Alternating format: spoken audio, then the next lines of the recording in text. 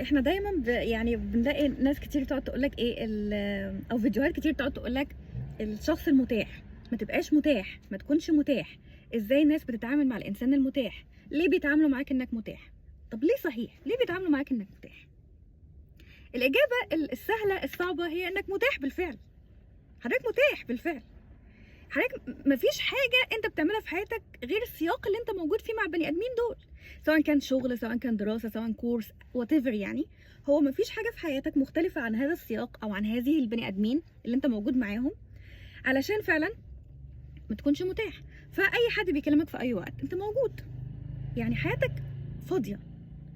ففكره ان الناس بيتعاملوا معاك انك متاح ممكن تاخدها من زاويه ايجابيه، هي انك محتاج تضيف لحياتك بعض الانشطه اللي تخليك فعلا شخص ممتلئ بهذه الأنشطة، أو محتاج إن أنت تدو ايفورت في جوانب تانية في حياتك. يعني تحط مجهود، تبذل مجهود في جوانب تانية، تقعد مع عيلتك، تكلم صحابك، تقعد مع نفسك، تقرا، تطور من نفسك، تتفرج على فيلم، تشرب نسكافيه، تقعد كده تتأمل، تخرج، تاخد كورسات، تعمل حاجات كتير قوي قوي في حياتك، تهتم بصحتك، تروح جيم. ما انت لو رحت جيم على فكره ممكن حد يكلمك يطلب منك حاجه هيلاقيك في الجيم.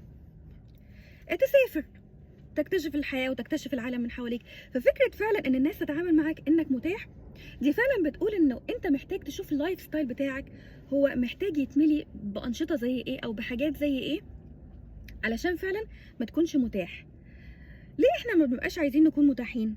لان لما بتكون متاح فعلا، لان انت ما عندكش حياه وده بيوصل للناس، فاي حاجه انت بتقدمها هي مش بتتشاف ان هي فيفر او هي مجامله او هي حاجه كويسه انت بتعملها، ولكن بينظر لده على ان انت شخص ما عندكش حاجه تعملها في حياتك، فده بيقلل من احترام الناس ليك للاسف. فانا عايزاكم بقى تكتبوا لي في الكومنتات، هل انت حسيت قبل كده انك متاح؟ ولما حسيت انك متاح كانت ايه الطرق اللي انت اتصرفت بيها مع الناس علشان تعالج الموقف؟ ممكن تكتبوا لي في الكومنتات.